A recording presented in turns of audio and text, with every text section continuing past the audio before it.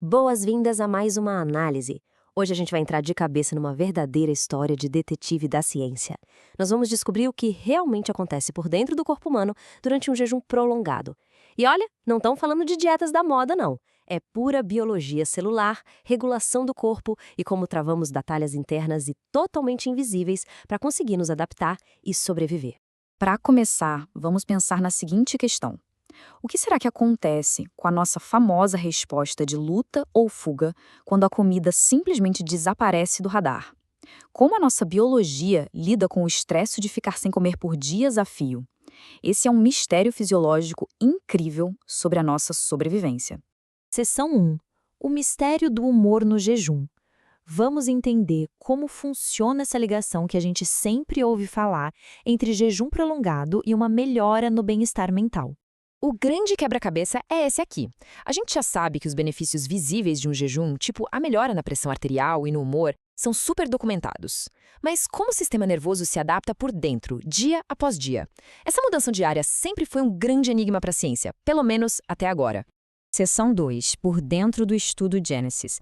É aqui que entra a nossa principal base científica de hoje para desvendar esses segredos. O grande lance desse estudo é o nível absurdo de detalhe. Os pesquisadores focaram em um grupo bem pequeno, de exatamente 16 pessoas.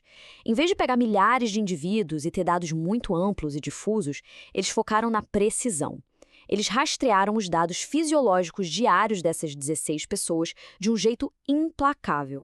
E detalhe, a rotina foi pesada. Foram 12 dias contínuos, seguindo o famoso protocolo de jejum de Buchinger. O que isso significa na prática?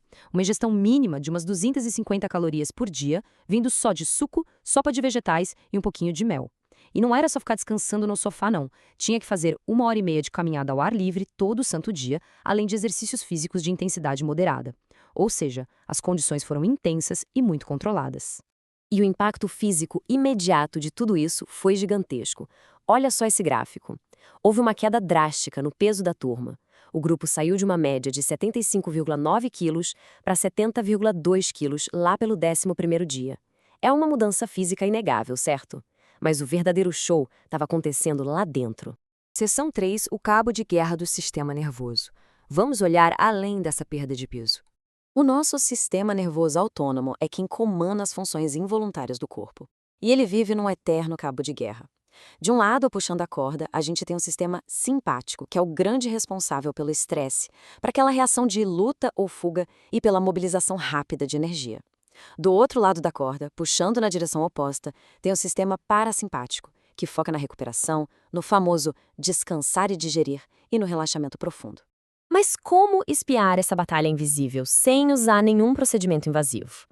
A sacada foi usar a variabilidade da frequência cardíaca, ou VFC. Basicamente, é a flutuação minúscula de tempo entre um batimento do coração e outro.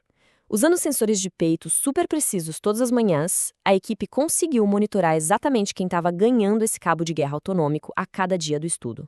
Seção 4. A resposta bifásica ao jejum. Aqui a gente chega no clímax dos dados e a linha do tempo biológica é bem contraintuitiva.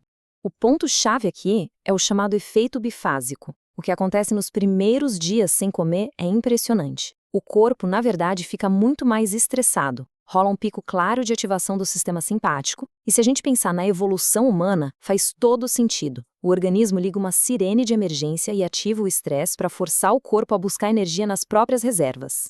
Só que a mágica acontece à medida que o jejum avança, e principalmente quando a comida começa a voltar no fim do protocolo. A história vira de ponta cabeça. Os dados mostram uma onda gigante e contínua de dominância parasimpática invadindo o corpo. O estresse vai embora e aquele estado profundo de descansar e recuperar assume o controle total da situação. E os números não mentem. Olha só, o RMSD, que é um marcador fortíssimo dessa atividade de relaxamento parasimpático, pulou de 27,16 para quase 33 milissegundos depois do jejum. Em compensação, o índice que marca o estresse do sistema simpático despencou do nível basal de 0,39 direto para o zero. O zero absoluto é a prova matemática de que o corpo dessas 16 pessoas atingiu um estado absurdamente profundo de flexibilidade e recuperação. Seção 5. Construindo a resiliência ao estresse. Mas como tudo isso se aplica na vida real? É aqui que a biologia pura vira sentimento. Toda essa mudança interna para um relaxamento profundo realmente se traduziu em um bem-estar mental muito maior para quem participou. Na escala de Warwick e Edimburgo, que mede exatamente o bem-estar mental, a turma começou com uma pontuação na casa dos 53 e terminou o jejum batendo quase 58. Eles literalmente sentiram na mente o impacto de todo esse descanso biológico.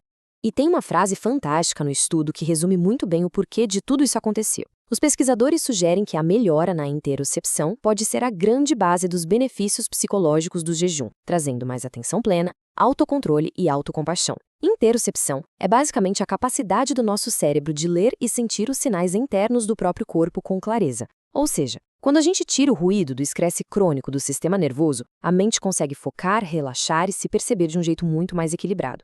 O que nos traz a uma reflexão final que é para explodir a cabeça. Se os dados mostram claramente essa regulação tão poderosa do sistema nervoso, será que o jejum clínico, super bem acompanhado e direcionado por médicos, poderia ser o grande futuro no tratamento daquela avalanche de doenças modernas ligadas ao estresse? Se o corpo consegue resetar o sistema nervoso desse jeito só pela forma como a gente lida com a restrição de alimentos, as portas que isso abre para a medicina comportamental são gigantescas, não é mesmo? É um pensamento brilhante para levar para a vida. Agradeço muito por acompanharem a gente até aqui nessa análise, continuem questionando a biologia e até a próxima.